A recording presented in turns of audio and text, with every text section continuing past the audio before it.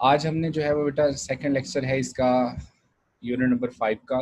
इसमें हमने डिस्कस करना है सिंपल हार्मोनिक मोशन से रिलेटेड जो है लास्ट टाइम हमने सारे टॉपिक डिस्कस किए थे। तो सिंपल हार्मोनिक मोशन की जो नेक्स्ट एग्जांपल है वो सिंपल पेंडुलम है। नाम सिंपल पेंडुलम है, लेकिन इसमें से क्वेश्चन जो है वो सिंपल भी आ सकते हैं और थोड़े टफ भी आ सकते हैं। हो सकता है कि उनका जो थोड़ा बहुत जो लेवल है वो चेंज हो जाए, तो वो साथ साथ आप लोग नोट डाउन करना है कि वो क्या है। सिंपल पेंडुलम जो है इसकी अगर हम बात करें तो सबसे पहले आपने नोट डाउन करना है कि यहाँ पे देखें, ये तो सिंपल फिगर है। इसमें आपको पता है कि हम कहते हैं कि टेंशन जो होती है वो अलोंग द स्ट्रिंग होती है। टेंशन अलोंग दी हमेशा अलोंग दी स्ट्रिंग होती है। और जो जो टेंशन है ना वो किसके साथ बैलेंस हो जाती है, एम जी कॉस थीटा के। यानी कि ये जो स्ट्रिंग में टेंशन इन द स्ट्रिंग होती है सिंपल पेंडुलम की, उसको हम कंपोनेंट्स में डिवाइड नहीं करते। फिर मैंने आपको बताया था कि ये जो सिंपल पेंडुलम है, अगर हम इसका एंगल थीटा स्मॉल रखें, इसकी सपोर्ट फ्रिक्शन लेस हो, चूँकि इसमें रीस्टोरिंग फोर्स भी है, इनर्शिया भी है, सो ये वे जो है वो क्या परफॉर्म करेगा, सिंपल हार्मोनिक मोशन। फिर से सुन लें, simple pendulum simple harmonic motion कब परफॉर्म करेगा, अगर जो है ये जो थीटा है यानी कि इसका जो एम्पलीट्यूड है वो स्मॉल रखें, इसकी जो जहाँ से टाई किया उसको हम क्या करें, फ्रिक्शन लेस कर दें, एयर फ्रिक्शन को इग्नोर करें, इन एक्सटेंसिबल स्ट्रिंग का यूज़ करें। तो इसके साथ जो है चूँकि इसमें इनर्शिया और रिस्टोरिंग फोर्स दोनों है, तो सारी कंडीशंस पूरी हो गई। हम कहते हैं कि सिंपल पेंडुलम जो है that is performing simple harmonic motion. Galileo जो है ये इसने इन्वेंट किया था सिंपल पेंडुलम को। और इसकी जो कहता है motion of pendulum will be simple harmonic motion if there is no damping. Damping mean किसी किस्म की अगर एनर्जी डिसिपेशन नहीं है इस सिस्टम में, तो हम कहेंगे कि ये सिंपल हार्मोनिक मोशन परफॉर्म कर रहा है। तो सबसे पहला पॉइंट जी यहाँ पर अगर कोई कहे जी tension in the string find करें in case of simple pendulum at any angle, तो वो एम जी कॉस थीटा के इक्वल होगी। अगर वो मीन पोजीशन पे हुआ तो जाहिर है वो जो टेंशन है वो इक्वल टू क्या हो जाएगी, एम जी। जाहिर है यहाँ पर आप कॉस को जीरो लेंगे तो कॉस जीरो वन हो जाएगा। तो मीन पोजीशन के ऊपर जो है वो जो टेंशन इन द स्ट्रिंग है उसको हम कहेंगे कि वो T is equal to m g हो जाएगा। इसके अलावा किसी भी एंगल पर अगर वो tension in the string calculate करने के लिए कहता है तो हो जाएगा T is equal to m g cos of theta, क्योंकि ये वाला component m g cos theta के साथ बैलेंस होता है टेंशन। और फिर बता दूं टेंशन जो है इन द स्ट्रिंग उसको कंपोनेंट में डिवाइड नहीं करते सिंपल पेंडुलम के केस में, क्योंकि टेंशन हमेशा अलोंग द स्ट्रिंग होती है। Next tension in the string is कहता है जी मैक्सिमम एट मीन पोजीशन, वही जो मैं बात कर रहा था cos 01, यानी कि मैक्सिमम होगी मीन पोजीशन पर एंड मिनिमम कहाँ होगी, एक्सट्रीम पोजीशन पर इन केस ऑफ सिंपल पेंडुलम। तो ये भी पॉइंट आपने याद रखना है। अब इसके बाद अगर कोई आपसे पूछता है ये बताएं कि सिंपल पेंडुलम के केस में रीस्टोरिंग फोर्स क्या होती है, सो अब देखें ना टी जो है टेंशन जो है एम जी कॉस थीटा के साथ बैलेंस हो गया, तो फोर्स का एक ही कंपोनेंट बचेगा, कौन सा, m g sine theta. So minus m g sine theta इसकी रीस्टोरिंग फोर्स होगी। माइनस साइन ये शो कर रहा है कि इसकी जो डायरेक्शन है वो हमेशा टूवर्ड्स दी मीन पोजीशन होती है। उसके बाद जी एफ इज इक्वल टू, चूंकि हम एम ए कहते हैं, एम एम से कैंसिल आउट हो जाएगा। तो अगर एक्सेलरेशन को पूछे सिंपल पेंडुलम में क्या है तो वो कैसे फाइंड करेंगे, a is equal to minus g theta से हम फाइंड कर सकते हैं। इसी तरह से जो है वो आप बुक का पेज 198 देखिएगा, आपकी जो टेक्स्ट बुक है वहाँ पर एक टेबल गिवन है चैप्टर नंबर 9 में। उसमें कहता है जी for small values of theta, और थीटा अगर लेस देन 10 है, 10 तक जो है उसकी साइन थीटा की और टेंजेंट थीटा की वैल्यूज जो हैं वो क्या होती हैं, सेम होती हैं। For small values of theta जो है हम कहते हैं साइन थीटा अप्रोक्सीमेटली जो है वो क्या होगा, थीटा के इक्वल होगा। इसका मतलब ये हुआ कि यहाँ पर जो है वो हम एंगल की वैल्यू पुट करते थे और हमारे पास एक्सेलेरेशन जो है वो साइन थीटा की जगह एक्स ओवर एल पुट कर देते थे। तो ये आपके पास a is equal to minus g over l into x भी बनता है। ये भी एक्सेलेरेशन का फॉर्मूला याद रखना है, ये वाला भी आपने याद रखना है। और ये तो ऑलरेडी आपको पता है ओमेगा क्या होता है, स्क्वायर रूट जी ओवर एल। और ओमेगा जो है वो हम कहते हैं चूंकि 2 पाई ओवर टी है, तो ओमेगा की अगर हम यहाँ वैल्यू पुट कर दें जी ओवर एल, स्क्वायर रूट जी ओवर एल, तो यहाँ से आपके पास टाइम पीरियड आ जाता था। टाइम पीरियड और फ्रीक्वेंसी का फॉर्मूला आपने रिवाइज करना है, सबसे ज़्यादा चांसेस हैं कि इसी फॉर्मूले से रिलेटेड जो है वो क्वेश्चन आएंगे।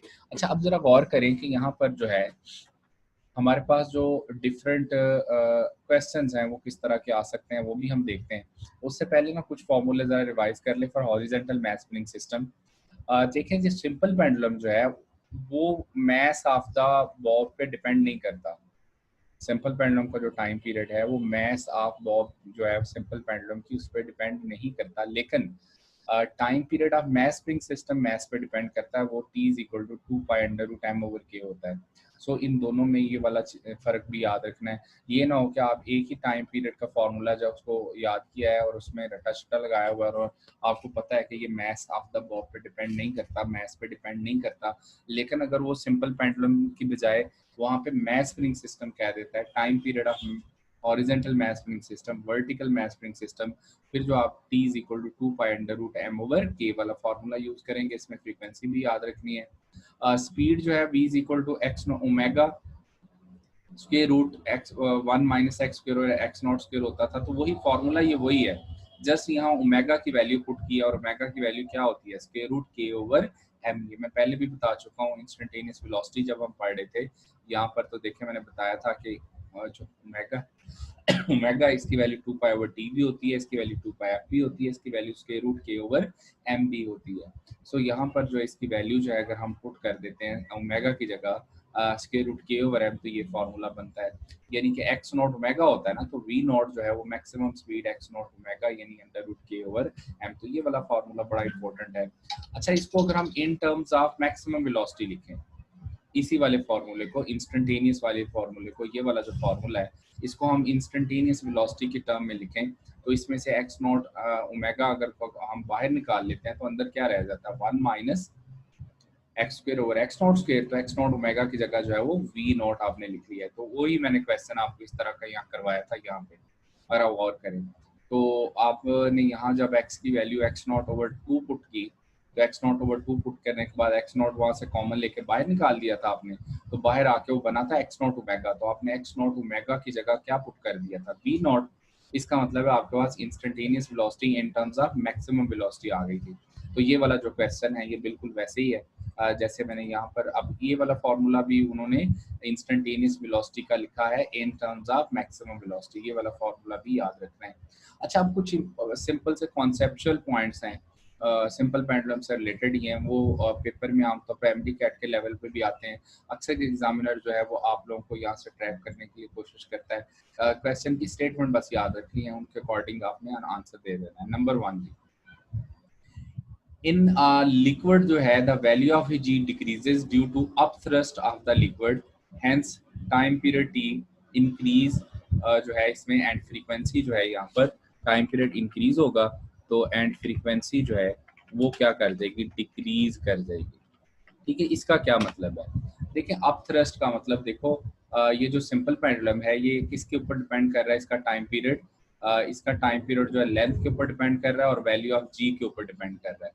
अप थ्रस्ट का मतलब है अगर सिंपल पेंडुलम जो है इसकी बॉब को आपने लिक्विड में रखा है, किसी भी लिक्विड में, तो लिक्विड जो है वो ऊपर की तरफ फोर्स लगाता है। ज़ाहिर है ऑब्जेक्ट अगर आप कोई लो डेंसिटी का ऊपर फेंक देते हो किसी लिक्विड के ऊपर तो ज़ाहिर है वो ऊपर नहीं आ जाता।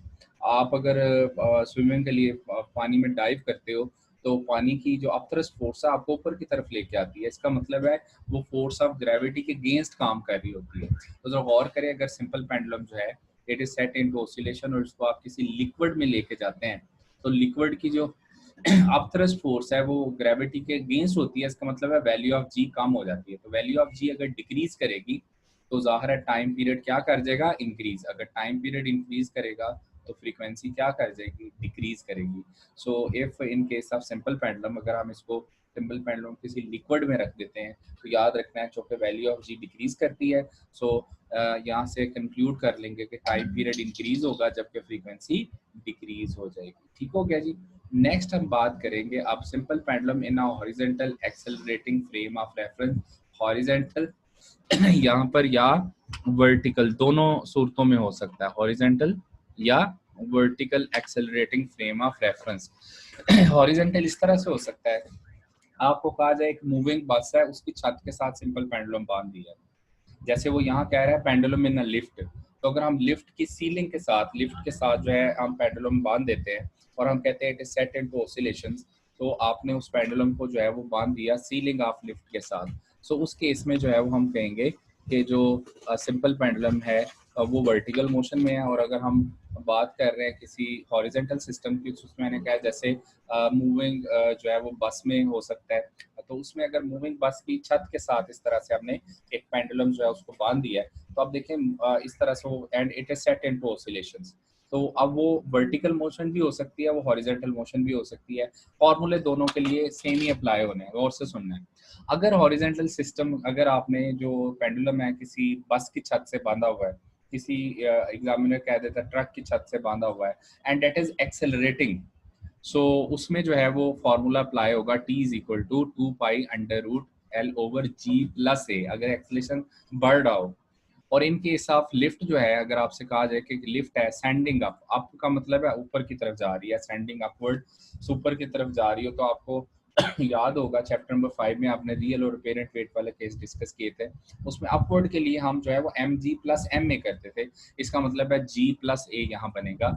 सो ये आपने याद रखना है। इसमें अगर आप गौर करें तो डिनोमिनेटर इस केस में क्या हो रहा है, इंक्रीज, डिनोमिनेटर इंक्रीज हो रहा है। इसका मतलब है टाइम पीरियड जो है वो रिड्यूस यानी डिक्रीज हो जाएगा, लेकिन फ्रीक्वेंसी इंक्रीज हो जाएगी। इसका मतलब है इफ अ सिंपल पेंडुलम जो है is tied to the ceiling of a lift, और लिफ्ट अपवर्ड एक्सेलरेट कर रही है, तो उसका टाइम पीरियड डिक्रीज करेगा और फ्रीक्वेंसी इंक्रीज करेगी। जितना उसका एक्सेलेरेशन ज्यादा हो जाएगा एक्सेलेरेशन ज्यादा होगा, उतना उसका टाइम पीरियड कम होता जाएगा। तो इस तरह का क्वेश्चन इंपॉर्टेंट है, ये वाले आपने याद रखने हैं। और दूसरा केस क्या हो सकता है, अगर लिफ्ट डाउनवर्ड आ रही है, या आप कहें जी मूविंग बस जो है उसका एक्सेलेरेशन डिक्रीज कर रहा है, सो उस दोनों केस में आपने जो है वो g माइनस ए करना है।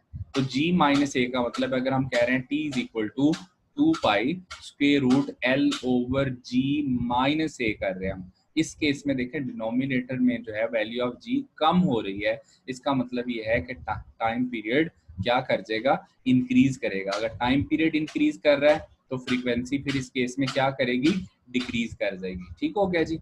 अच्छा, इसी में जो है वो आगे कहता है कि यही वाले दो जो दूसरे वाला केस है, उसमें अगर simple pendulum is suspended in a lift descending down with an acceleration equal to g, इसका मतलब है ये वाला जो केस है आपका कौन सा केस बन गया, फ्री फॉल वाला। अब अगर जो है वो फ्री फॉल में है, अगर जो फ्री फॉल कोई भी जो आपके पास फ्रेम ऑफ रेफरेंस है वो फ्री फॉल में है, तो हमें पता है उसके अंदर जो जितने भी ऑब्जेक्ट हैं वो वेटलेसनेस की कंडीशन में आ जाते हैं।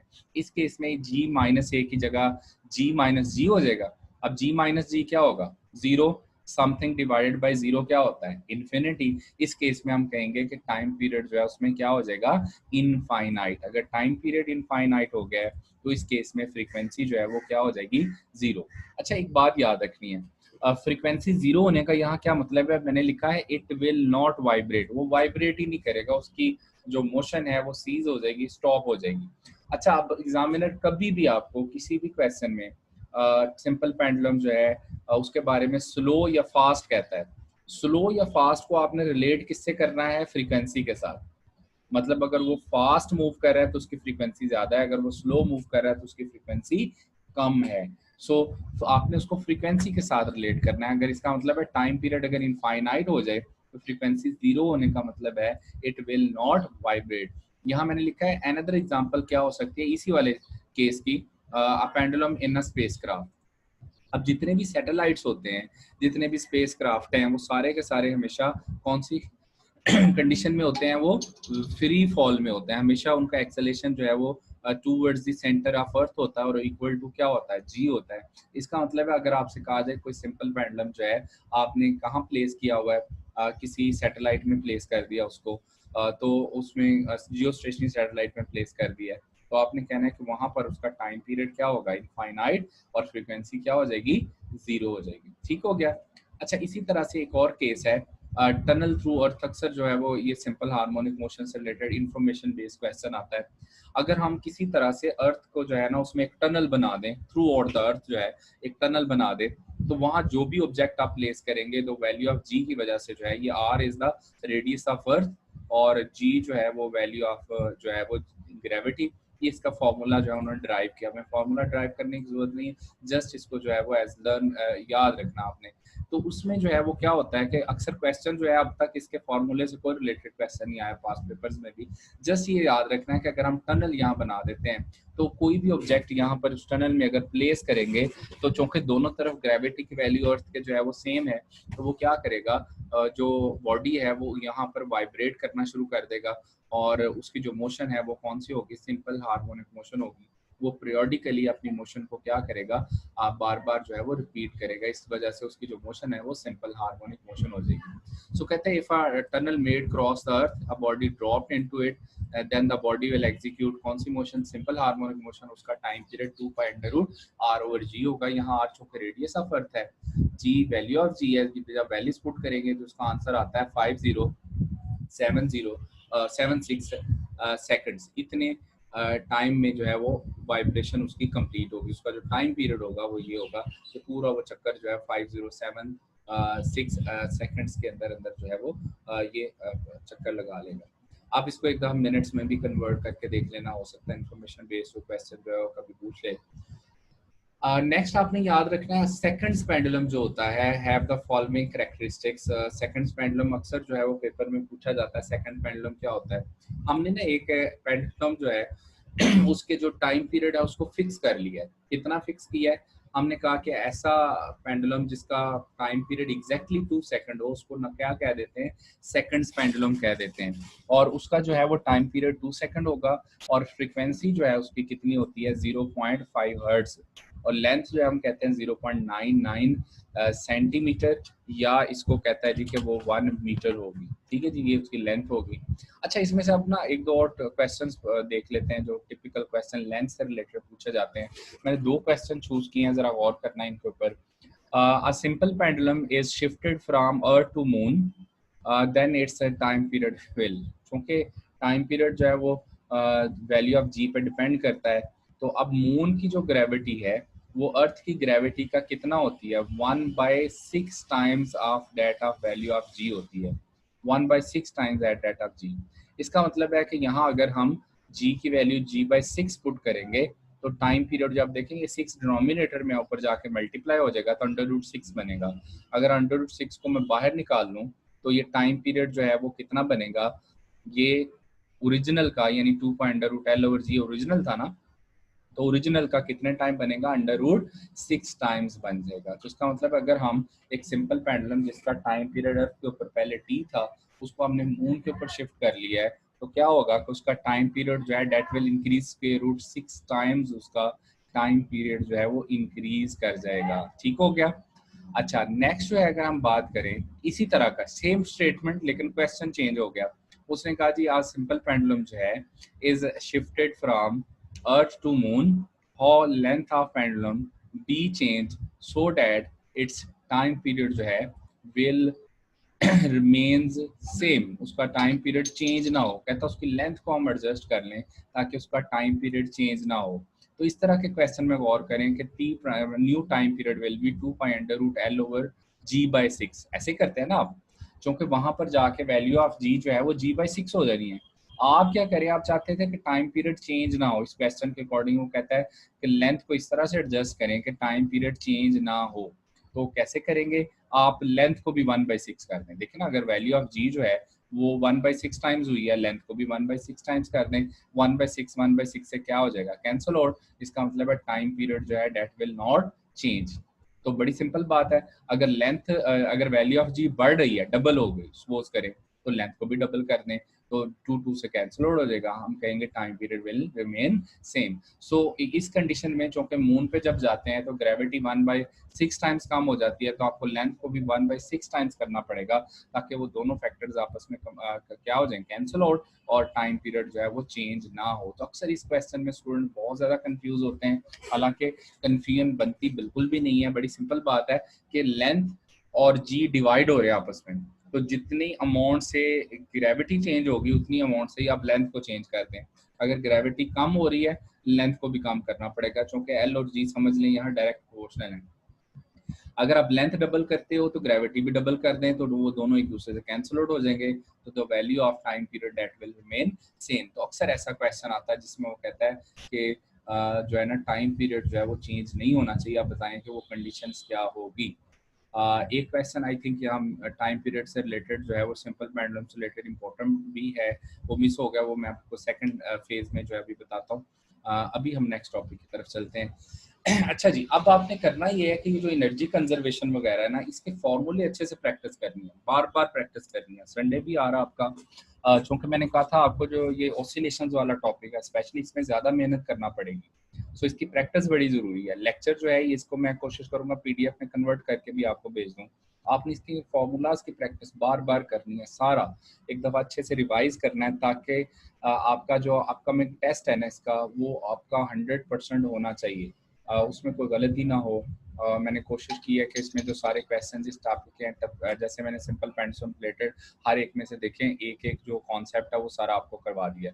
सो चाहे अब टाइम पीरियड जो है वो सस्पेंडेड इन लिफ्ट वाला आ जाए, किसी मूविंग बस वाला आ जाए, चाहे वो आपको लिक्विड वाला आ जाए, टनल वाला आ जाए, कोई भी क्वेश्चन आए तो आप इजीली उसको आंसर कर सकते हो। सेकंड पेंडुलम वाला आ जाए आप उसको आंसर कर सकते हैं, सिर्फ आपने कॉमन सेंस को भी यूज करना है साथ।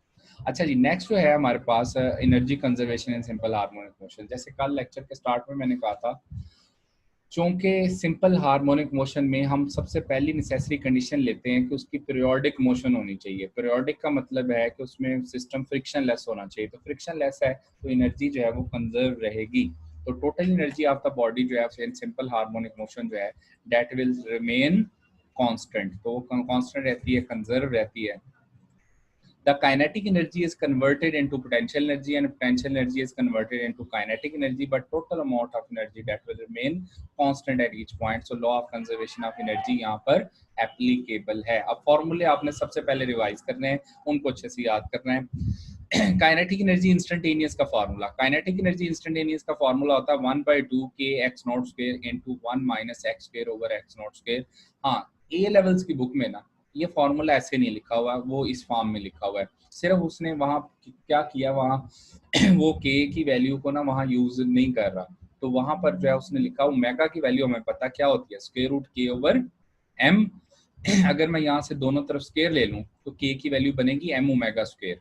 इसका मतलब है यहाँ अगर हम के की वैल्यू पुट कर दें तो वो 1/2 के की जगह क्या आ जाएगा, m omega square x naught square into 1 minus x square over x naught square. तो ये वाला फॉर्मूला भी जो ये वाला जो फॉर्मूला है ये भी किसका है, इंस्टेंटेनियस काइनेटिक एनर्जी का ही फॉर्मूला है।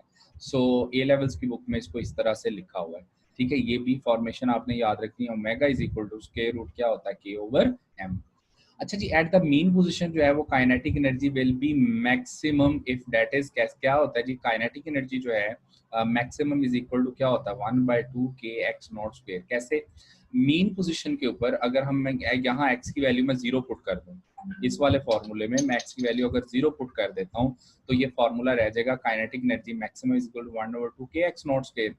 और इसी तरह से जो है ये आप देखें 1/2 के एक्स नॉट स्क्वायर क्या है, टोटल जो है एनर्जी।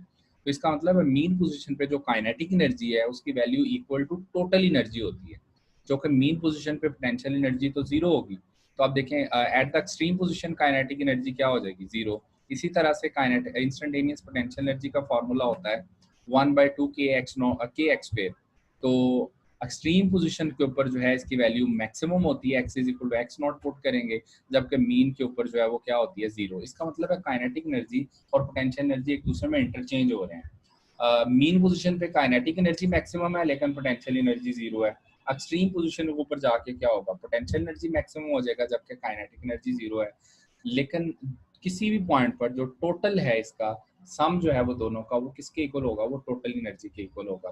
तो पहले ये चीज़ें अंडरस्टैंड करनी है, इनके फॉर्मूले अच्छे से रिवाइज करने हैं आपने, फिर हमने जो है वो इनके क्वेश्चन जो है उनसे पंगे लेने हैं। टोटल एनर्जी जो है एट एनी पॉइंट जो है वो इन दोनों का सम होगी, kinetic energy instantaneous plus potential energy instantaneous. आप इन दोनों फॉर्मूलाज को ऐड करके भी देख सकते हैं, 1/2 k x naught square into 1 minus x square over x naught square. आप इसको इसमें ऐड कर लें 1/2 के एक्स नॉट स्क्वायर में, आपके पास आंसर क्या आ जाएगा, 1/2 के एक्स नॉट स्क्वायर ही आंसर आएगा। तो kinetic energy instantaneous, potential energy instantaneous, total energy के इक्वल होगी। यहाँ से ना एक बहुत इंपॉर्टेंट मल्टीपल चॉइस है, पेपर में बहुत दफा रिपीट हुआ है।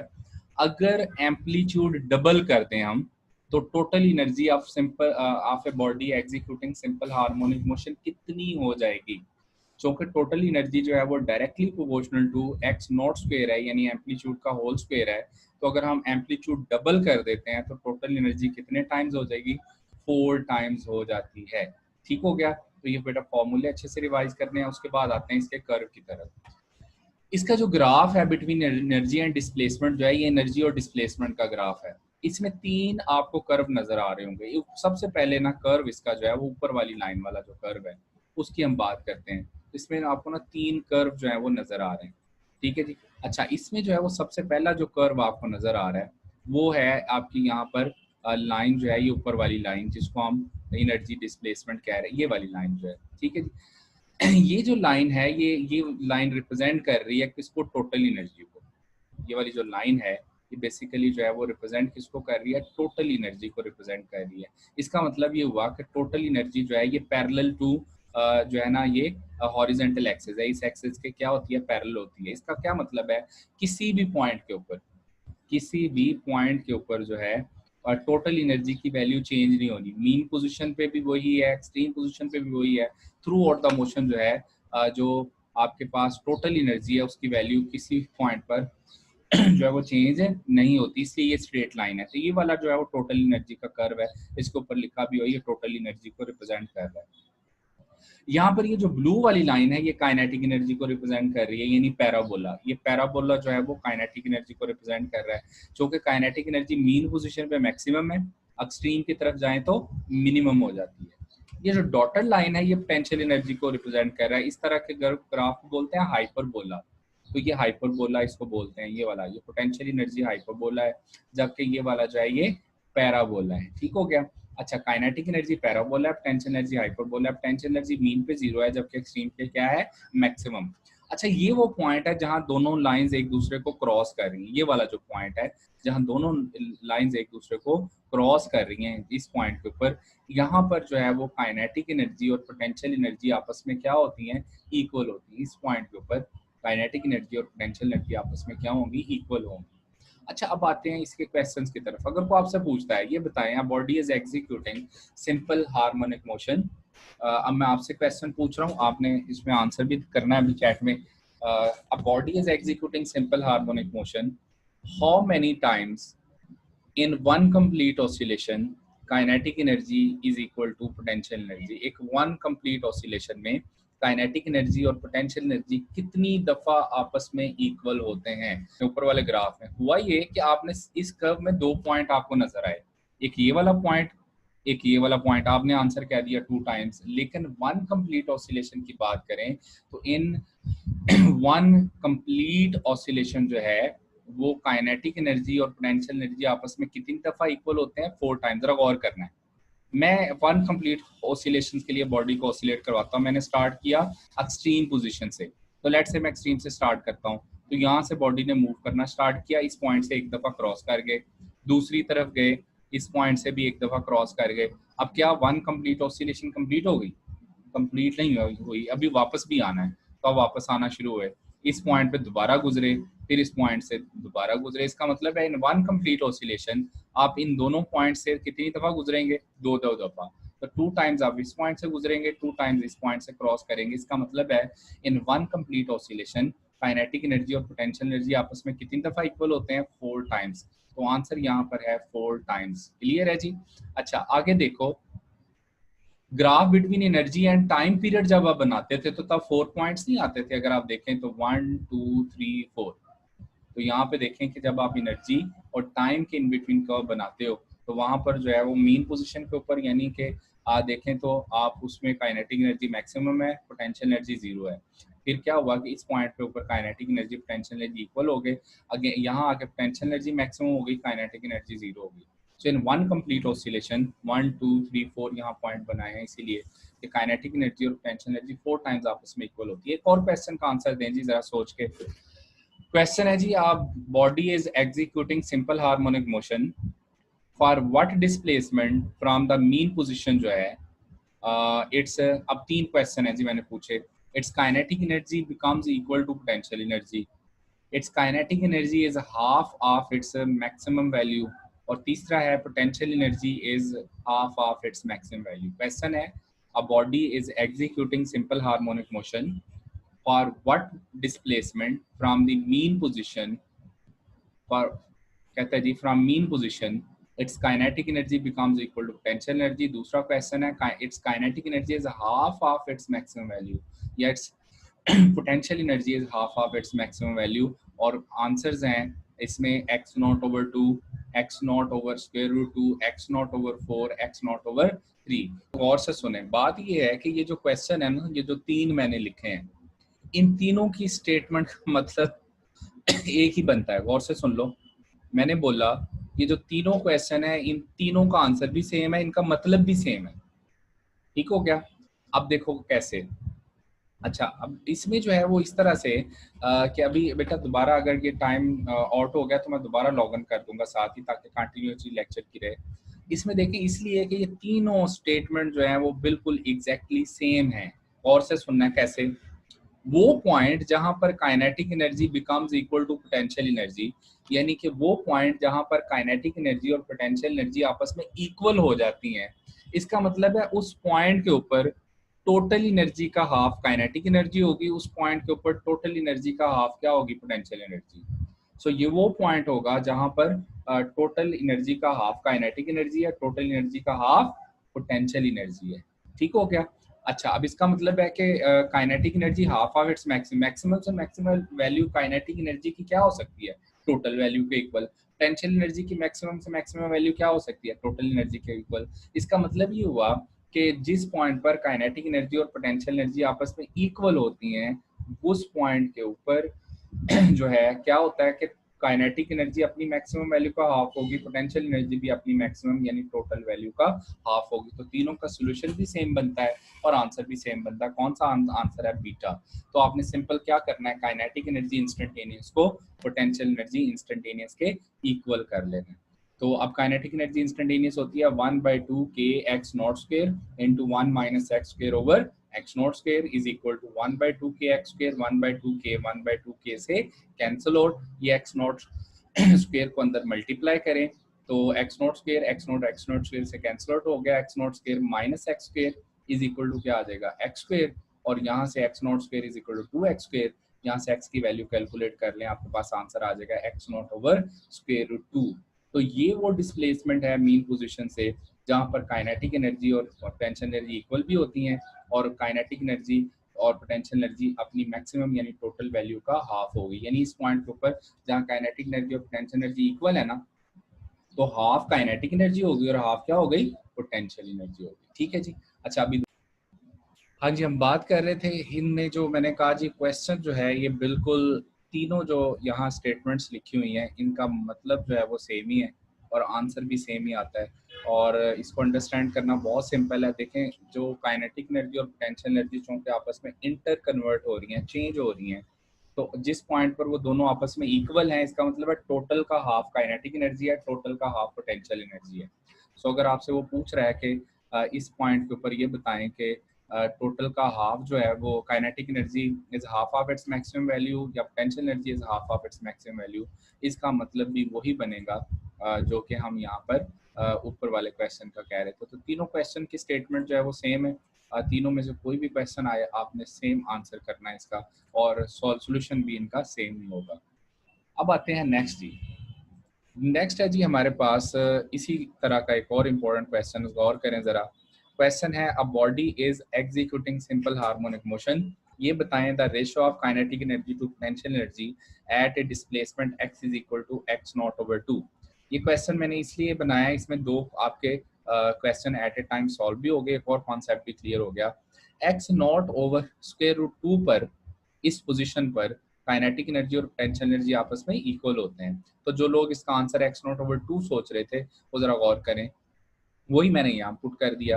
क्या बॉडी अगर एग्जीक्यूट कर रही है सिंपल हार्मोनिक मोशन, तो हाफ ऑफ द एम्पलीट्यूड के ऊपर काइनेटिक एनर्जी क्या होगी, पोटेंशियल एनर्जी क्या होगी, जरा गौर करते हैं. मैंने वाइजली सॉल्व किया इसको. मैं बजाय काइनेटिक एनर्जी का फॉर्मूला पहले यूज करता, मैंने क्या किया है, पोटेंशियल एनर्जी इंस्टेंटेनियस का फॉर्मूला यूज किया because that is relatively easy to use. तो मैंने potential energy instantaneous is equal to 1/2 k x square, so sorry, x की जगह मैंने वैल्यू क्या पुट की है, एक्स नॉट ओवर 2 यानी हाफ ऑफ द एम्पलीट्यूड। तो मैंने इसकी जगह x naught over 2 value put कर दी। एक्स नॉट ओवर 2 का स्क्वायर क्या होगा, 1/4 सॉरी 1/4 को मैंने इससे बाहर निकाल लिया। अब जरा गौर करें, मैं इस 1/2 को तो इससे मल्टीप्लाई नहीं करूंगा ना, क्योंकि 1/2 is the part of the formula. इसका मतलब ये हुआ आपका आंसर बना potential energy is equal to ये 1/2 के एक्स नॉट स्क्वायर क्या है, टोटल एनर्जी। इसका मतलब ये हुआ कि at the point of x is equal to x naught over 2 यानी हाफ ऑफ द एम्पलीट्यूड वाले पॉइंट के ऊपर जो है टोटल एनर्जी का 1/4 यानी टोटल एनर्जी का 1/4 जो है वो आपकी क्या होगी, पोटेंशियल एनर्जी। और बाकी जो है रिमेनिंग, ज़ाहिर है काइनेटिक एनर्जी और potential energy total sum total energy के इक्वल बनता है ना। अगर 1/4 टाइम्स टोटल एनर्जी के इक्वल है तो काइनेटिक एनर्जी कितनी होगी, टोटल माइनस पोटेंशियल एनर्जी। तो पोटेंशियल एनर्जी क्या आई आपकी E/4, आपका आंसर आ जाएगा 3/4 E। इसका मतलब है at the half of the amplitude at this point जो है पोटेंशियल एनर्जी कितनी होगी, 1/4 टाइम्स, जबकि काइनेटिक एनर्जी होगी 3/4 times of the total energy. आप काइनेटिक एनर्जी इंस्टेंटेनियस के फॉर्मूले में भी एक्स नॉट ओवर 2 की वैल्यू पुट करके कैलकुलेट करोगे तो आंसर 3/4 E ही आएगा। लेकिन मैंने आसान करने के लिए टोटल से उसको माइनस कर लिया, क्योंकि काइनेटिक एनर्जी और पोटेंशियल एनर्जी दोनों का सम जो है वो टोटल एनर्जी के इक्वल होता है। अगर potential energy 1/4 times of total energy है तो काइनेटिक एनर्जी क्या होगी, E माइनस E/4। तो यहाँ से 3/4 आ गया। अब इनको लेनी है रेशो, इसका मतलब है रेशो एट दिस पॉइंट जो है वो क्या होगी, 3/4 E divided by 1/4 E। E से कैंसिल आउट 1/4 से कैंसिल आउट, आंसर आ जाएगा 3:1। सो इस तरह के क्वेश्चन जो है वो फ्रीक्वेंटली आपको पेपर में पूछे जाते हैं। आपने ख्याल रखना है इनका, इस तरह के क्वेश्चंस की प्रैक्टिस करनी है। एक्स की डिफरेंट वैल्यूज़ के लिए आपने पोटेंशियल एनर्जी और काइनेटिक एनर्जी कैलकुलेट करके देखनी है। अगर इनकी वैल्यूज़ गिवन हो, मतलब टोटल एनर्जी की अगर यहाँ वैल्यू गिवन होती, let's say total energy 100 joule given है, तो पोटेंशियल एनर्जी पूछी जाए कि इस पोजीशन पे क्या होगी, तो यहाँ E की जगह क्या आ जाएगा 100, 1/4 से डिवाइड करोगे तो वो आंसर क्या आ जाएगा 25 जूल। सो इस तरह के क्वेश्चन है, कभी कभी आपको टोटल एनर्जी की वैल्यू गिवन हो सकती है, कभी नहीं भी गिवन हो सकती, कभी रेशो पूछी जाती है, तो ये वाले क्वेश्चंस की आपने प्रैक्टिस करनी है। नेक्स्ट आते हैं, ये वाला ना एक बुक में भी आपकी टेबल गिवन होगा, इसको सामने रख के आपने चीज़ें एनालाइज करनी है। एनालाइज करने का मतलब है सोचना है कि देखें जीरो के ऊपर यानी मीन पोजिशन के ऊपर जो है अगर बात करें तो क्या होता है, इंस्टेंट पोजीशन उसकी क्या है, एक्स जो है एक्स की वैल्यू क्या होती है, वेलोसिटी की वैल्यू क्या होती है, एक्सेलेरेशन की वैल्यू क्या होती है, काइनेटिक एनर्जी की वैल्यू क्या होती है, पोटेंशियल एनर्जी की वैल्यू क्या होती है एट टाइम जब क्या होता है, जीरो होता है। ठीक है, तो ये सारा एक दफ़ा कर्व जो है वो आपने, ये मतलब अपना टेबल भी आप खुद से बना सकते हैं, सारी वैल्यूज को इकट्ठा लिखें वहाँ इंस्टेंटेनियस स्पेस में, velocity, acceleration, kinetic energy, potential energy, और देखें कि जी T/4 पे क्या होगा। देखो जीरो का मतलब है मीन पोजीशन, T/4 का मतलब एक्सट्रीम पोजीशन यानी π/2, आगे T/2 का मतलब half of the amplitude, 3T/4 का मतलब अनदर एक्सट्रीम पोजीशन, और T का मतलब कंप्लीट ऑसिलेशन। ठीक है जी, सो ये आपने एक दफ़ा जो है इसको रिवाइज कर लेना है। वैसे अगर पहले ऑलरेडी आपने रिवाइज कर लिया हुआ याद है तो इसको टेबल को फिर रिवाइज करने की ज़रूरत नहीं है, अगर आपको पहले ही फिंगर टिप्स पे सारी चीज़ें हैं। लास्ट टॉपिक बड़ा सिंपल है, जिसको जस्ट हमें गो थ्रू करना है। इसमें से हमेशा जो क्वेश्चन है वो इन्फॉर्मेशन बेस्ड आते हैं। Free and force oscillation, oscillation जो होती हैं ऑफ ए सिस्टम जो है वो कहता है कॉल्ड फ्री वाइब्रेशन अगर without interference of external force है, मतलब किसी किस्म की अगर कोई एक्सटर्नल फोर्स अप्लाई नहीं हो रही, हम कहेंगे कि उस मोशन को हम कहेंगे कि ये फ्री ऑसिलेटरी सिस्टम है, फ्री वाइब्रेशन है। और ऐसा सिस्टम जिसको हम कहें कि उसकी फ्री ऑसिलेटरी सिस्टम जो है उसकी जो फ्रीक्वेंसी होती है उसको हम कहते हैं नेचुरल फ्रीक्वेंसी। तो the frequency of the free oscillatory system जो है उसको हम क्या बोल रहे होते हैं, नेचुरल फ्रीक्वेंसी। और फ्री ऑसिलेटर अनडैम्प्ड होता है, मतलब उसमें किसी किस्म की डैम्पिंग नहीं होती। अब when a system performs it's oscillation under the action of external periodic force, तो उसको हम कहते हैं फोर्स्ड वाइब्रेशन। देखो कोई भी फिजिकल सिस्टम आइडियल नहीं है, डैम्पिंग तो होगी। फॉर एग्जांपल अगर आपका सिंपल पेंडुलम है, आप कहीं जी वो वैक्यूम में पड़ा हुआ है, वहां पे वैल्यू ऑफ जी जो है वो कांस्टेंट है, वहां किसी किस्म की एयर फ्रिक्शन नहीं है, तो वो क्या करेगा कि अपनी मोशन को after regular interval of time जो है वो रिपीट करता रहेगा, पीरियोडिक मोशन रहेगी, कभी भी उसकी जो एम्पलीट्यूड है वो जीरो नहीं होगा, हम उसको कहेंगे वो फ्री ऑसिलेटरी सिस्टम है। लेकिन अर्थ के ऊपर हम जो सिस्टम्स डील करते हैं वो आइडियल तो हो नहीं सकते, उसमें कुछ ना कुछ क्या होनी है, डैम्पिंग होनी है। तो अगर हम चाहते हैं कि फिजिकल सिस्टम जो है उसका एम्पलीट्यूड जो है वो कांस्टेंट रहे, तो आपको बाहर से कोई ना कोई फोर्स लगानी पड़ेगी। ऐसे सिस्टम को हम फोर्स्ड वाइब्रेटरी सिस्टम या ड्रिवन हार्मोनिक ऑसिलेटर का नाम दे देते हैं। ठीक हो गया। डैम्पिंग जो है वो आप सबको पता क्या होती है। डैम्पिंग वो प्रोसेस है जिसमें हम कहते हैं energy is dissipating from the oscillating system. अगर अनडैम्प सिस्टम है तो उसमें एम्पलीट्यूड जो है वो कांस्टेंट रहेगा, उसमें यानी फ्री ऑसिलेटरी सिस्टम है तो उसका अनडैम्प सिस्टम होगा तो उसका एम्पलीट्यूड कांस्टेंट रहेगा। लेकिन जो हमारे पास नॉन आइडियल केस है उसमें एम्पलीट्यूड जो है वो स्टडीली क्या होता जाएगा, डिक्रीज होता जाएगा और डिक्रीज होते होते जीरो। जैसे अगर आप सिंपल पेंडुलम लैब में ना, फिजिक्स लैब में, उसको आप कहते हो सेट इनटू ऑसिलेशंस, तो क्या होगा वेट टाइम जो है उसकी जो एम्पलीट्यूड है वो डिक्रीज होते होते जो है वो क्या हो जाएगा, जीरो हो जाएगा, चूंकि एयर फ्रिक्शन वगैरह इन्वॉल्व होती हैं। तो वो डैम्पिंग जो है क्या होता है, energy is dissipating from the oscillatory system. अच्छा जी, जो हमारे पास फिनोमेना है रेजोनेंस का, इसको हम जरा डिस्कस कर लेते हैं। रेजोनेंस क्या होती है, इट्स इंपॉर्टेंट टॉपिक। रेजोनेंस कहता है जी कि occurs when natural frequency of the harmonic oscillator, जब जो नेचुरल फ्रीक्वेंसी है that becomes equal to frequency of applied force. जब अप्लाइड फोर्स की जो फ्रीक्वेंसी है वो नेचुरल फ्रीक्वेंसी के साथ मैच कर जाए ना, हम कहते हैं क्या होता है रेजोनेंस। रेजोनेंस की जो खास बात ये होती है कि रेजोनेंस के ऊपर जो है वो याद रखना है कि जो एम्पलीट्यूड है वो कहता है जी बॉडी का रिमार्कबली क्या हो जाता है, इंक्रीज हो जाता है।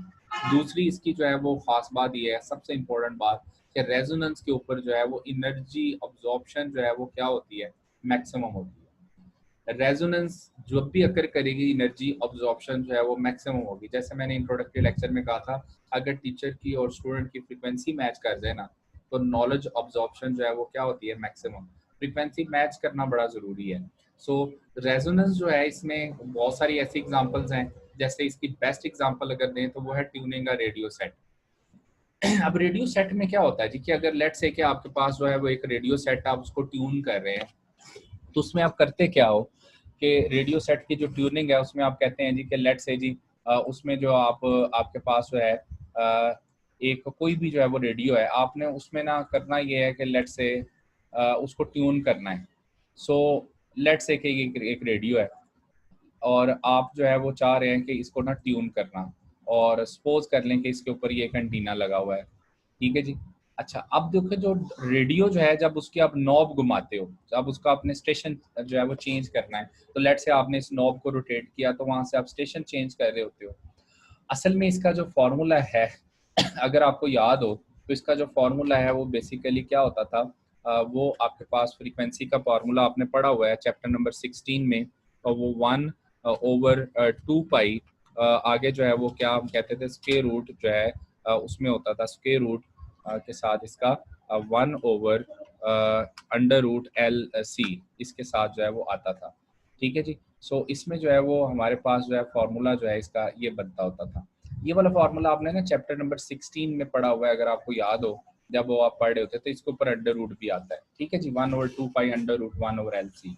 सो जब आप ना इस नॉब को घुमाते हैं तो बेसिकली आप ना कैपेसिटेंस की वैल्यू को चेंज कर रहे हो। तो जब कैपेसिटेंस की वैल्यू को चेंज करते हैं तो जाहिर है उससे क्या होता है कि जो है वो फ्रीक्वेंसी चेंज हो जाती है। तो सपोज करें कि आपने जो है वो लेट से कि यहाँ से फ्रीक्वेंसी जो है वो सेट कर दी, और सेट करके लेट से रख दी 100 मेगा हर्ट्ज, आपने फ्रीक्वेंसी यहाँ से ट्यून कर दी।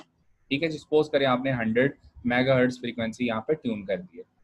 अब क्या होगा कि यहाँ पर जो ही आपने नॉब को 100 मेगाहर्ट्ज पे रेडियो को सेट किया है, तो इस एंटीने में, ये जो एंटीना है, यहाँ पर जो चार्ज है वो ऑसिलेट करना शुरू कर देगा, और उसकी जो ऑसिलेशन होगी उसकी फ्रीक्वेंसी क्या होगी, 100 मेगाहर्ट्ज।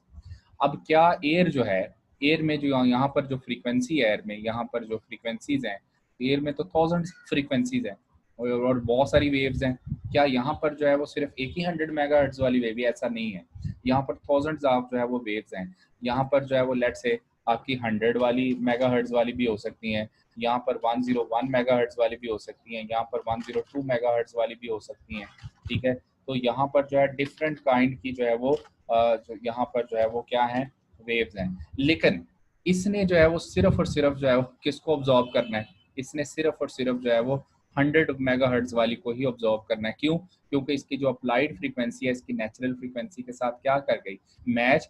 और हमने कहा अभी अभी कहा है कि जब ऐसा होता है तो हम कहते हैं जी एनर्जी ऑब्जॉर्प्शन जो है वो क्या होती है, मैक्सिमम। तो रेजोनेंस का फिनोमेना ये है कि वहाँ एनर्जी ऑब्जॉर्प्शन मैक्सिमम होती है। तो इसने जो कि ये अप्लाइड फ्रीक्वेंसी नेचुरल फ्रीक्वेंसी के साथ क्या कर गई है, मैच कर गई। इसने सिर्फ इसी को जो है अब्जॉर्ब करना है, बाकी फ्रीक्वेंसीज को छोड़ देना है। तो देखें जब बाहर से कोई कॉल आती है तो सिर्फ आप ही की सिम तक कैसे अप्रोच कर जाता है।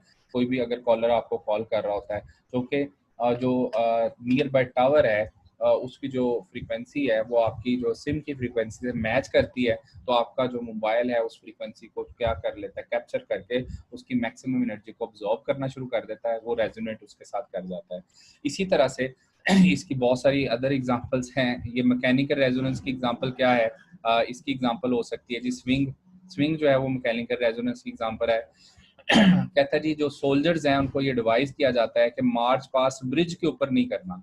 उसकी वजह क्या होती है, क्योंकि एक ही वक्त में अगर सारे के सारे सोल्जर अपना राइट फुट नीचे मारेंगे, एक ही वक्त में सारे के सारे सोल्जर अपना लेफ्ट फुट नीचे मारेंगे, तो अगर सबकी फ्रीक्वेंसी मैच कर गई तो इसका मतलब है एनर्जी ऐड हो जाएगी। और एनर्जी जब ऐड होकर ब्रिज को मिलेगी तो जाहिर है ब्रिज जो है वो ब्रेक कर सकता है। इस वजह से उनको एडवाइस किया जाता है कि वो ब्रिज के ऊपर मार्च पास करते हुए ना गुजरे।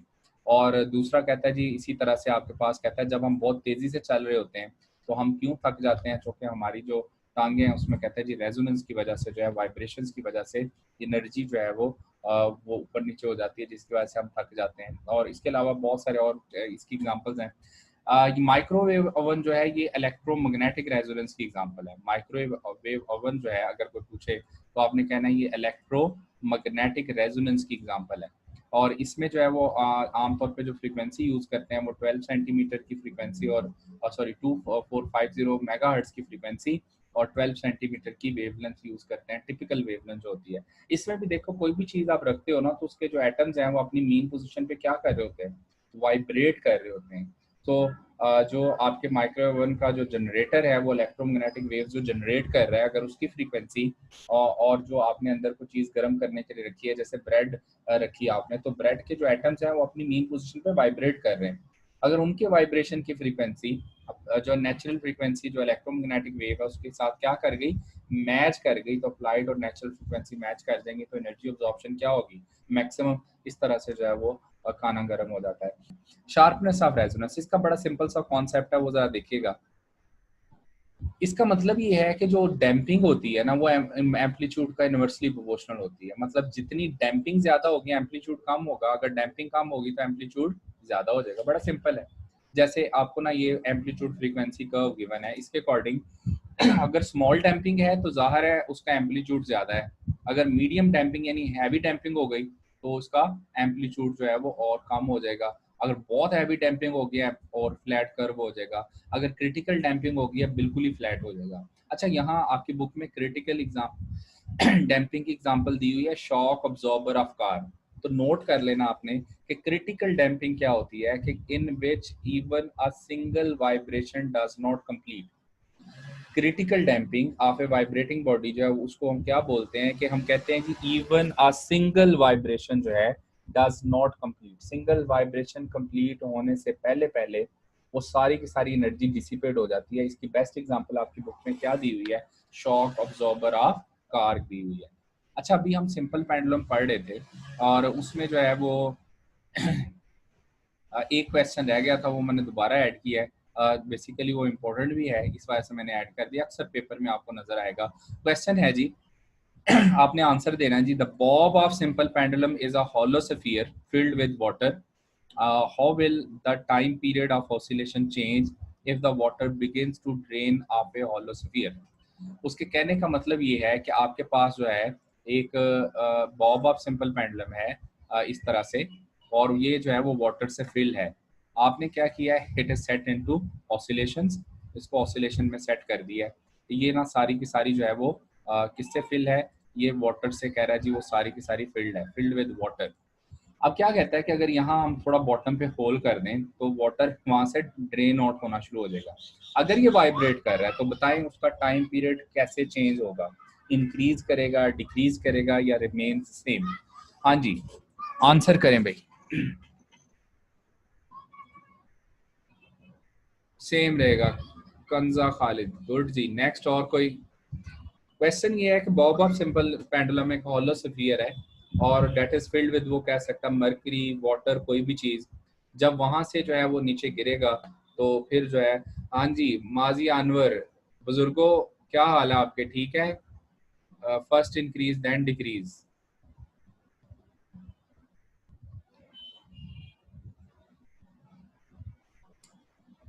No change, same same same, first increase then decrease. हाँ जी, बुजुर्ग लोग सही आंसर दे रहे हैं भाई। आपको पता है ना बुजुर्ग किनको कहता हूँ? तो माशाल्लाह जो बुजुर्ग लोग हैं सारे वो ठीक आंसर दे रहे हैं। हाँ जी, इसका आंसर बेसिकली जो है वो क्या है, फर्स्ट इंक्रीज देन डिक्रीज, यही आंसर है। अच्छा अब देखो बड़ी सिंपल बात है, इसका आंसर क्या बनता है। अब जरा नोट करना आपने कि इसका आंसर जो है वो क्या बनता है। आप लोगों को ना टी इज इक्वल टू का अंडर रूट एल ओवर जी का फॉर्मूला है, तो याद ये रखना है कि हमें क्या याद रखना है कि ये जो time period of simple pendulum है ना जी, टाइम पीरियड की अगर हम बात करें, ये सच है कि is independent of what, mass of the bob. ये मैस ऑफ द बॉब पे डिपेंड नहीं करता, बिल्कुल सिंपल सही बात है। अगर mass of the bob change करेंगे time period will not change, but सबसे इंपॉर्टेंट बात ये है, बट द टाइम पीरियड जो है इट डिपेंड्स ऑन व्हाट, ये डिपेंड करता है किसके ऊपर, सेंटर ऑफ मैस के ऊपर डिपेंड करता है। तो इसकी जो वैल्यू है वो सेंटर ऑफ मैस के ऊपर डिपेंड करती है। मैंने कहा ये मैस ऑफ द बॉब पे डिपेंड नहीं करता, लेकिन सेंटर ऑफ मैस के ऊपर डिपेंड करता है। आपको याद हो, आप स्कूल में कॉलेज में जब आपने टाइम पीरियड वाले ये सिंपल पेंडुलम वाला एक्सपेरिमेंट फिजिक्स लैब में किया था, तो आप जो है वो क्या करते थे कि जो थ्रेड है उसकी जो लेंथ है वो कंप्लीट लेते थे कहाँ तक, सेंटर तक। आप वर्नियर कैलिपर से या माइक्रोमीटर स्क्रू गेज से बॉब का डायमीटर भी मेजर करते थे। तो आप जो लेंथ है ना वो कहाँ तक लेते थे, सेंटर से, यहाँ से।